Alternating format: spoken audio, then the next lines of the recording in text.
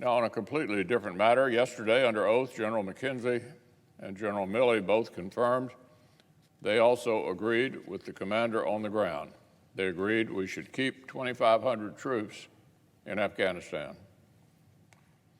These top generals gave President Biden exactly the advice the president told the American people he had not received.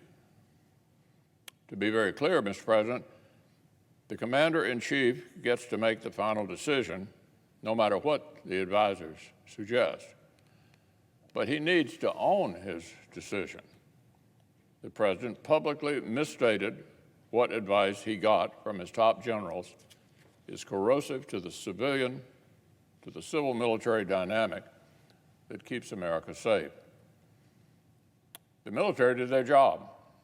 They gave their best military advice. It was rejected.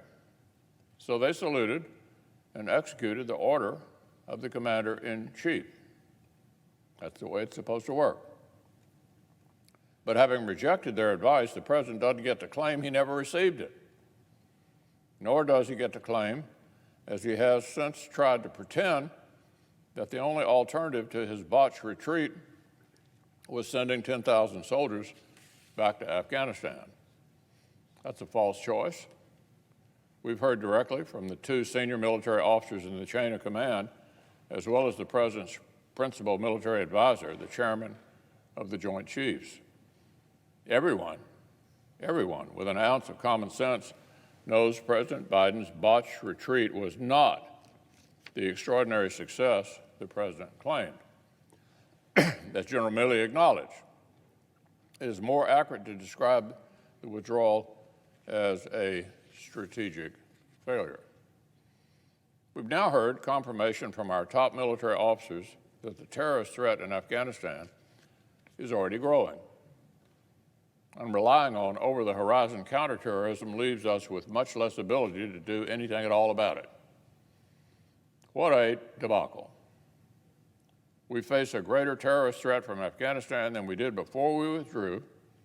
We have less intelligence about that growing threat, and we have fewer tools with which to combat it.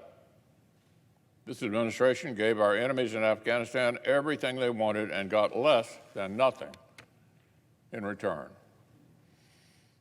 So, Mr. President, I know some of my colleagues want to unilaterally declare an end to the war on terrorism. If only it were that easy. But the terrorists aren't through with us. I hope my Democratic colleagues will think twice before they compound the failures in Afghanistan by trying to narrow or repeal the 2001 authorization for the use of military force.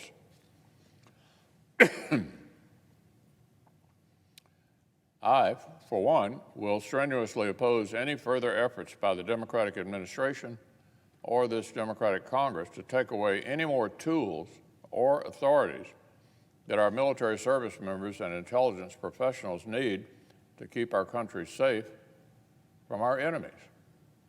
At some point, we'll have a different administration that will better understand how to protect America for the long term. At this rate, they will need all the tools they can possibly get.